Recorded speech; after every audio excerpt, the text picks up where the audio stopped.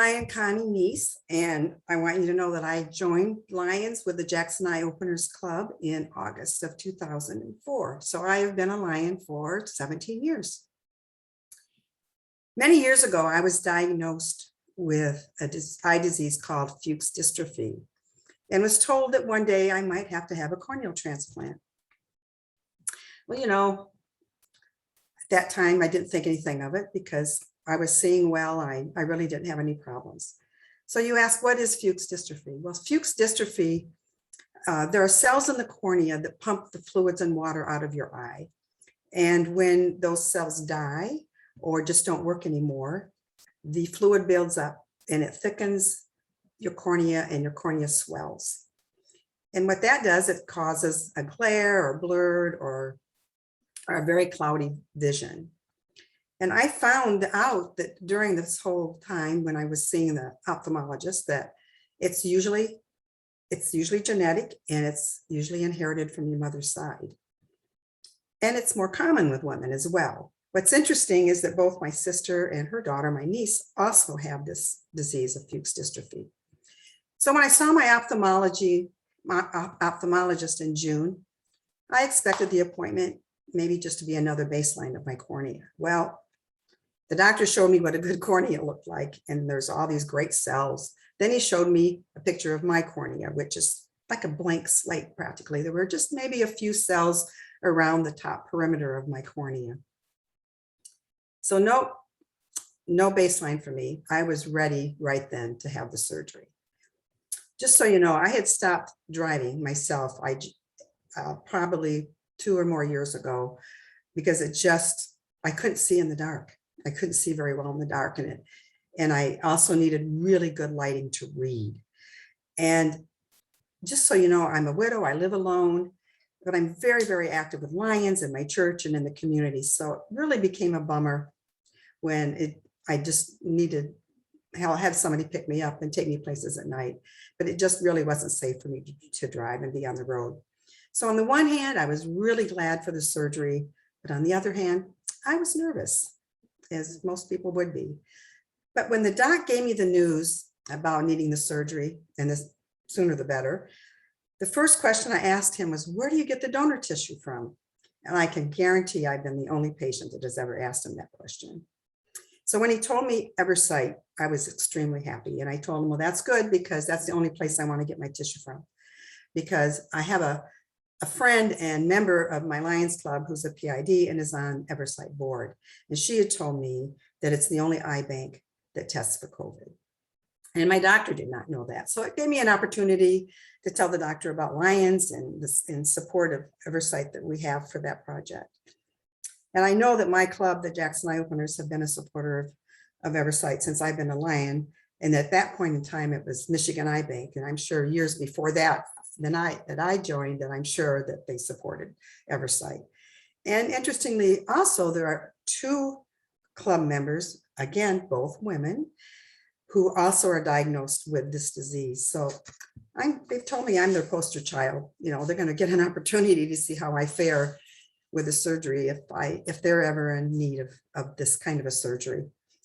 So I wanted to have the surgery scheduled as soon as possible because I thought, well, you know, as you can tell, the days are already shortening, and once winter comes, it's even going to be shorter. So, and I was hopes that I would be able to drive again at night after the surgery. So I called Alex Teska and asked her at Eversight and asked her if she could hook me up with some people that had the surgery that I could talk to prior to having mine, just so I would get a feel for what to expect. And oh my gosh, once I talked with her, I think she had names with me that afternoon.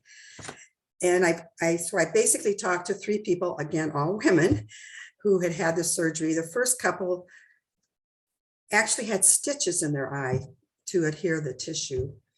And of course, I didn't have that. And this is how the improvements have been made in this area, because it's just a partial transplant. And they didn't have a whole lot of restrictions. The other person that I talked with did have pretty good restrictions after a week, but she had a similar surgery to mine. When I had the surgery on July 21st, much less nervous than what I was originally after talking to those that had had it previously. And I came out with flying colors. In fact, I was probably more nervous about what restrictions I would have after than I was of the actual surgery. So the next day, 24 hours later, I had an appointment with the doctor. He took off my eye patch, and the first 24 hours was the roughest because of restrictions on how I had to sleep and how I could move, etc. But he took off my eye patch, and the word he said was fabulous.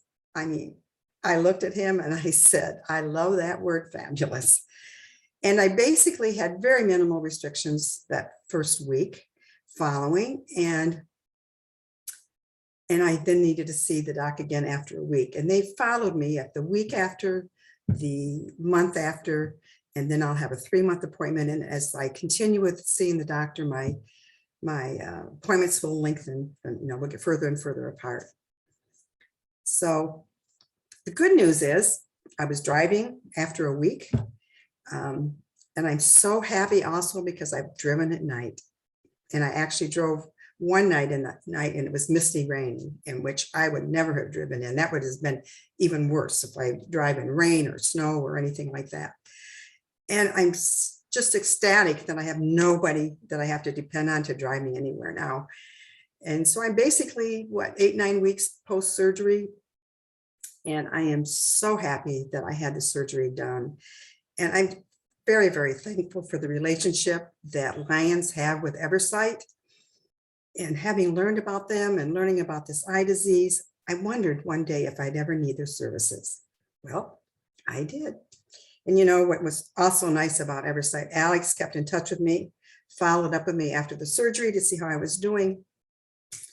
And they were just very supportive throughout, and I'm very thankful for that. And I guess my last words I want to say is, if you have any clubs in your districts that don't support Eversight, please encourage them to do so. And Lions should be very, very proud to have Eversight as one of their Lions projects that we support. So if you have anybody that in your family or friends to know that has this disease and might need to have this one day, I'd be happy to talk to them, but encourage them to have it. My life has been changed around, changed from the last couple of years. So thank you for hearing my story today.